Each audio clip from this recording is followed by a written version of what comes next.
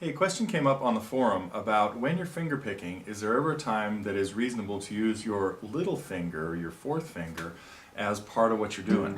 It's a really interesting thought, and there are absolutely times when it's okay, a couple of times when it's preferable, and God, this might turn into a long story, but really only one time when it's necessary, and that is if you need to grab 5 strings and not the 5th string. So if you want to hear, I'm playing a G chord right here, and I want to hear the 6th string, the 4th, the 3rd, the 2nd, and the 1st. That's a time I would use it as part of a whole arpeggio. You could learn to roll it the same way, so that you've got this very gentle sound. It does take a little bit of practice to get used to using your little finger.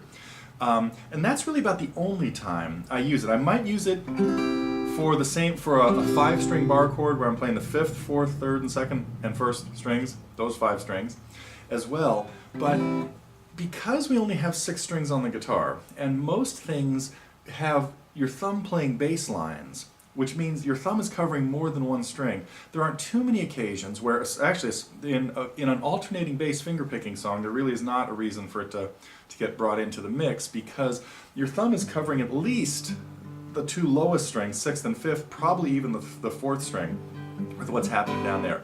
So 3 fingers along with your thumb is really the perfect number. Now, having said that, if we were playing an 8-string guitar or a pedal steel guitar that could have 10, now there's a really good reason to use it, because you do have a lot more strings to cover, and it could be really useful to have 4 fingers covering all the melody strings, so that your thumb can cover even a bigger range of bass strings. So if I was playing an 8, maybe even a 7-string guitar, I would get more used to using my little finger for some things.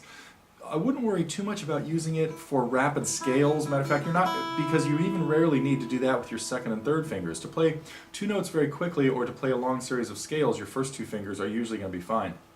But and your 2nd and 3rd, it's good to learn how to use your 2nd and 3rd for playing scales, but not necessarily too crucial. So it would be even less important to learn to use your 3rd and 4th. So anyway, that's it. I think the main song that I actually do this in is John Renbourn's Pharaoh's Rag. It goes something that starts off, I'm not going to play the whole thing right now, but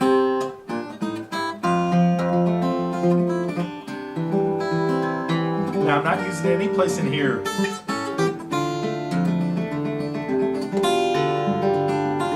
Anyway, it goes on and on and on. Eventually it ends.